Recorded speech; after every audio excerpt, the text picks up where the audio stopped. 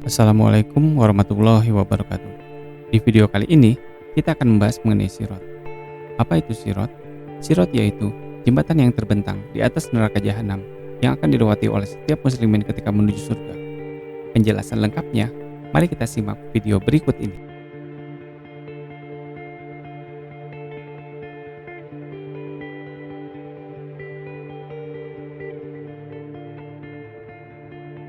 Setelah hari kiamat, manusia dibangkitkan dan dikumpulkan di padang mahsyar. Entah berapa tahun dikumpulkan di sana, wallahu a'lam. Kemudian, dari padang mahsyar ini, mereka lalu ditimbang amalannya. Setelah mengalami beberapa serangkaian peristiwa besar yang terjadi sebelumnya. Ketika kaum muslimin ditimbang amalnya, mereka yang tidak beriman langsung digiring ke neraka dalam keadaan hina tanpa adanya hisab.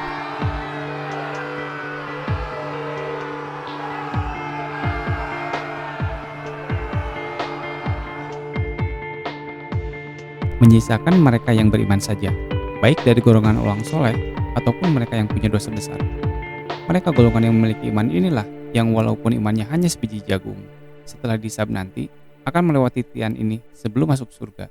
Dalam beberapa hadis, digambarkan jika sirot ini sangat tipis lebih halus daripada rambut, sehingga hampir tidak terlihat. Lebih tajam daripada pedang, licin dan menggelincirkan. Di atasnya, terdapat besi-besi pengait dari kawat berduri. Ia bagaikan pohon berduri di Najd, dikenal dengan pohon sa'dan. Ketika melewati sirot ini, setiap orang diberi cahaya sesuai dengan amalnya masing-masing. Di antara mereka, ada yang cahayanya setinggi gunung, ada yang cahayanya setinggi pohon, ada yang cahayanya setinggi orang berdiri. Yang paling sedikit cahayanya sebatas menerangi kakinya saja. Sesekali nyala, sesekali padam. Semakin terang cahaya yang dimiliki, semakin memudahkan mereka dalam melintasi sirot ini. Meyakini adanya sirot ini merupakan bagian dari iman kepada hari akhir. Maka belum sempurnalah iman mereka bagi yang tidak mempercayainya.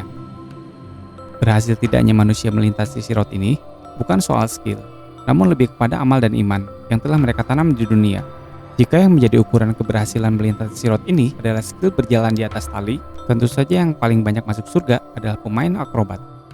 Kesulitan untuk melihat sirot karena kehalusannya, atau terluka karena ketajamannya, terpeleset atau tidak, tergelincir atau tidak, dan tersambar oleh pengait besi atau tidak, semua itu bergantung kepada kualitas keimanan dan amal ibadah masing-masing. Dari hadis-hadis sahih, bisa juga kita ketahui informasi mengenai keadaan orang-orang yang melewati sirot ini. Ada yang melewatinya dalam sekejap mata. Mereka ini adalah golongan para nabi dan para syuhada. Ada yang melewatinya seperti petir menyambar.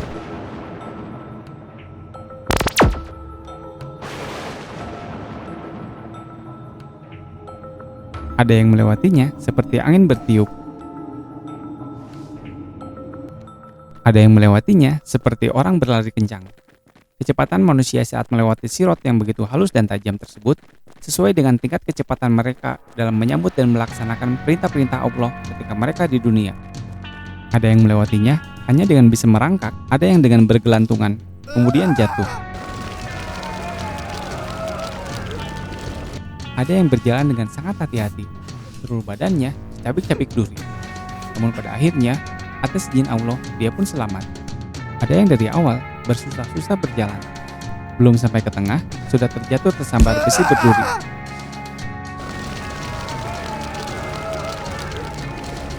Ada yang merangkak, hampir-hampir menuju garis akhir.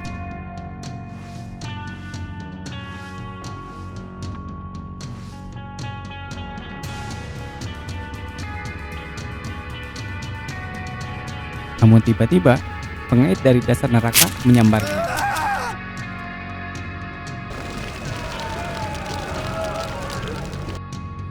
Ada yang sudah sangat payah, hanya tinggal bisa menggerakkan satu tangannya saja.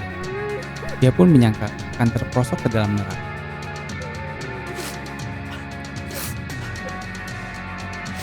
Namun pada akhirnya, atas izin Allah, dia pun selamat.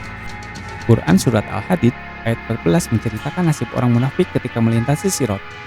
Cahaya yang dimilikinya hanya sebatas ibu jari dan sesekali padam.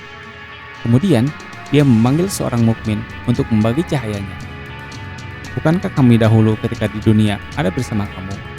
Maksudnya, sama-sama beragama Islam. Kadang ikut puasa, ikut lebaran, ikut ritual-ritual keagamaan, selayaknya yang umumnya dilakukan mayoritas umat Islam. Lalu orang mukmin menjawab, memang benar ketika di dunia kita sama-sama beragama Islam, namun hatimu berkata lain.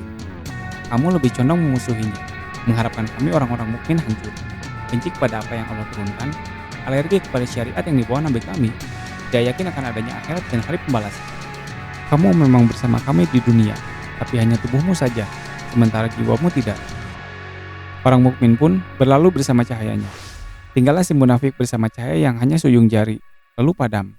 Kemudian, tergelincirlah dia dan jatuh ke kerak neraka. Golongan orang munafik ditempatkan di dasar neraka paling dalam, yaitu berada di keraknya. Nauzubillah. Semoga kita semua terhindarkan dari sifat-sifat orang munafik.